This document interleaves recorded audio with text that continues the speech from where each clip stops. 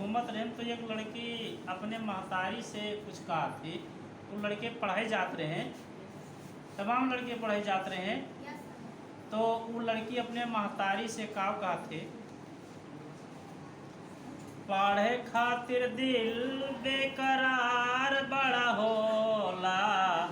घरवा के लोगवा दीवार काहे होला, के लोगवा दीवार काहे होला,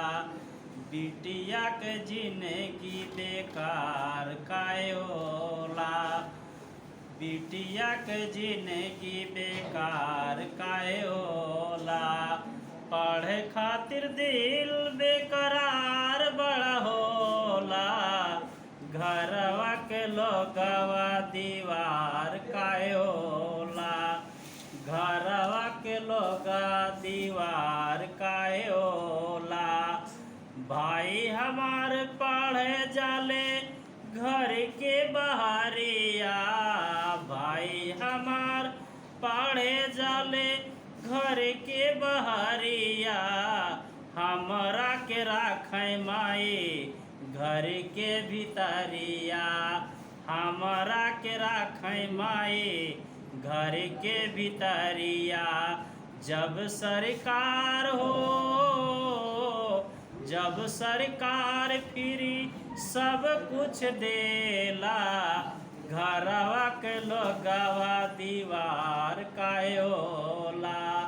घरवा के लोगवा दीवार काहे होला, बिटिया के जिंदगी बेकार काहे होला, भाई हमार पढ़े जाले घर के बहरिया, हमरा के राखे माई घर के भीतरिया, हमरा के राखे माई घर के भीतरिया, जब सरकार फ्री सब कुछ देला, बिटिया के जिंदगी बेकार काहे होला, घरवा के लोगवा दीवार काहे होला, घरवा के लोगवा दीवार काहे होला,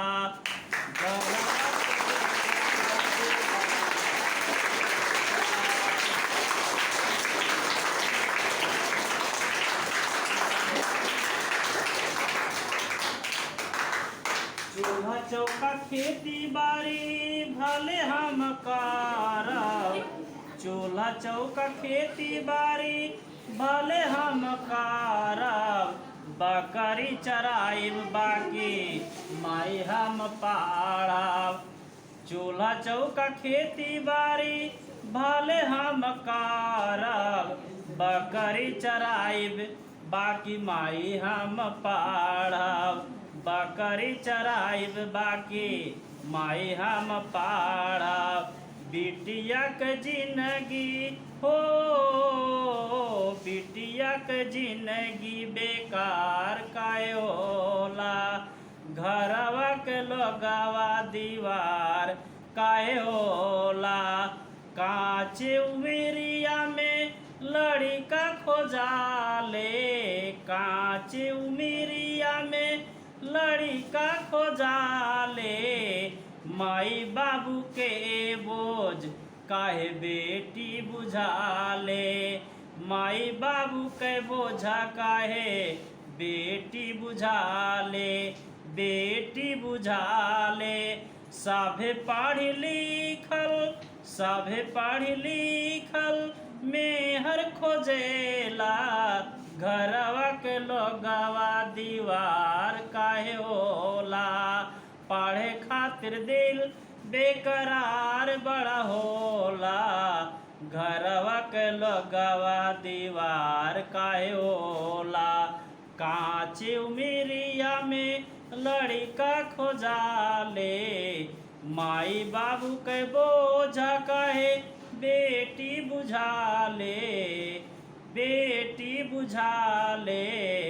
सभे पढ़ी लिखल मेहर खोजेला,